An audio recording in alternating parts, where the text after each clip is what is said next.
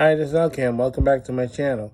Well, you probably heard by now that the city of New York is going back to the Giuliani handbook. Yes, former Mayor Rudy Giuliani, also known as New York's mayor, also known as Trump's lawyer, also known as America's mayor, and everything else you like to put in between. Yes, they're going back to his playbook and they're using the quality of life situations to start writing summonses to try to control the crime problem. It did work for the city for 20 years until DeBozo showed up, and, well, how's that going for us? Not good. Not good at all. No. I sound like somebody from the Seattle podcast. No, it's not going that great. No. Well, anyway, DeBozo decided, screw this. I'm going to do it my way. The Tales of Two Cities. We're going to try to make it as one, but it didn't work. No, it didn't work. The last couple of years, crime went sky high. And unfortunately, during COVID, very good job of screwing everybody over in this city. And the first few days of the lockdowns, you may recall that somebody jumped to their deaths from one of those expensive apartment buildings. And he left a note saying, "How's life?" Something like that.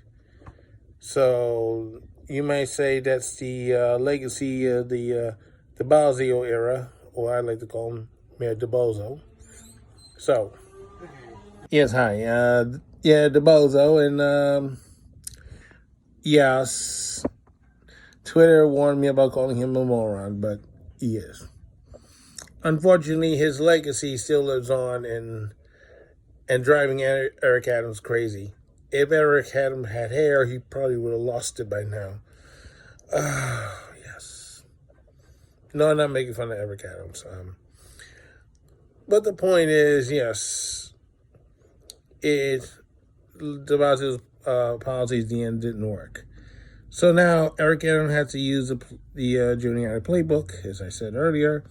So, if you're urinating on the streets or drinking alcohol or causing nuisance or playing dice and so on, they're going around ticketing people to try to stop all kinds of crime. And that's how crime starts. It's the little stuff, and it goes up to the bigger stuff and bigger stuff and bigger stuff.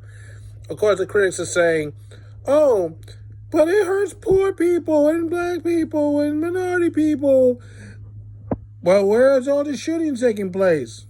Majority in poor African and Latino and other minority areas. And then, by the way, not all crimes committed by minorities. Taking case in point, the lady that was pushed, the singing coach that was pushed onto the sidewalk and had her head busted, and she died after the assault. Her assailant is not African American, not Hispanic, not even a male, a female who thought she was so privileged that she could just push anybody over and do what the hell she wanted to do. Now she's facing up to 25 years in jail, and may even got her parents in trouble too for harboring her. Well, we don't know if that is true or not. But the fact is, she's in big doo-doo. And we're having people getting smacked for no reason everywhere. You remember, last week, as the police commissioner said, there was like 31 shootings. Yes, 31 shootings. And I guarantee you not all of them were in a white neighborhood.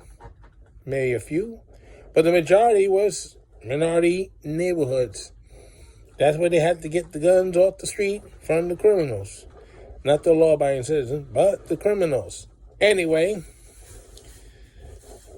Now, Adams is even saying, listen, you got to start arresting the fair beaters too, which is something I've been preaching about for a long time.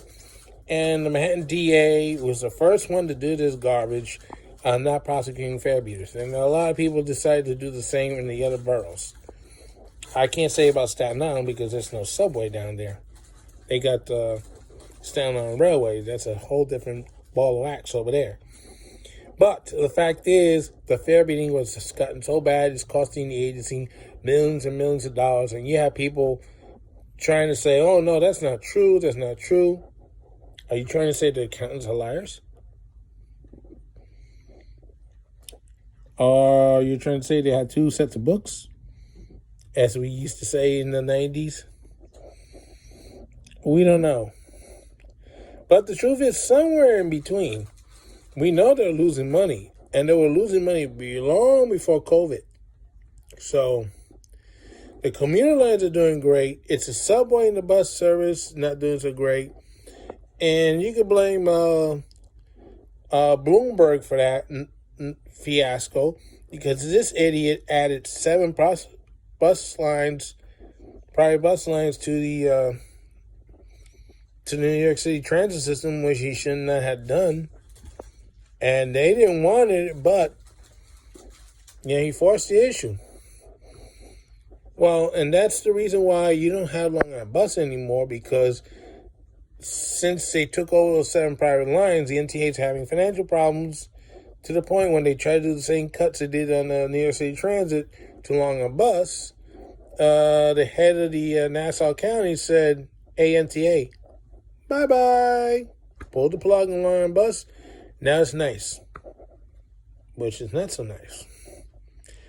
I'm not here to criticize nice because